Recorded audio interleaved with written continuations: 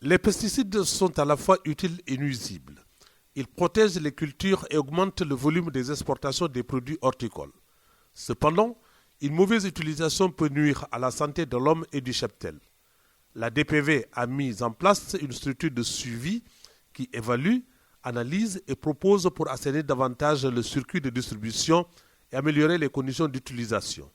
Le comité bénéficie du soutien du VAP. Les pesticides posent effectivement un problème de santé publique et à travers en tout cas les activités qui ont été menées jusqu'ici, on s'est rendu compte que les choses commencent à s'améliorer. Comme nous le savons tous, avec la nature de nos frontières, il y a les produits qui passent partout, il y a beaucoup de trucs non connus, non homologués, etc. Et au niveau de la Banque mondiale, les mesures de sauvegarde environnementale et sociale sont des stratégies obligatoires. Le comité a tenu sa première session de l'année 2014 sur les produits de la contre-saison qui ont connu une augmentation significative dépassant largement les objectifs fixés.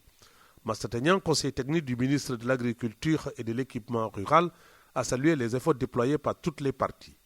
Il a réitéré les ambitions de l'État. Des actions ont été menées en termes de diagnostic de l'environnement des pesticides. Toutes les données collectées au niveau des zones de production ont permis à la DPV de disposer d'une situation nationale de référence. Abondant dans le même sens, les producteurs ont reconnu les efforts inlassables de la DPV dans la lutte contre la mouche des fruits. Mais il y a encore des efforts à faire. Nous devons remobiliser une dynamique de partenariat entre les PME et les petits producteurs pour davantage accompagner cette dynamique et c'est à ce prix-là que nous allons pouvoir atteindre les objectifs du PRACAS. C'est surtout au sein de ces PME-là et du petit paysanat qu'on mobilisera le plus de ressources humaines et donc on participera au maximum à la création d'emplois.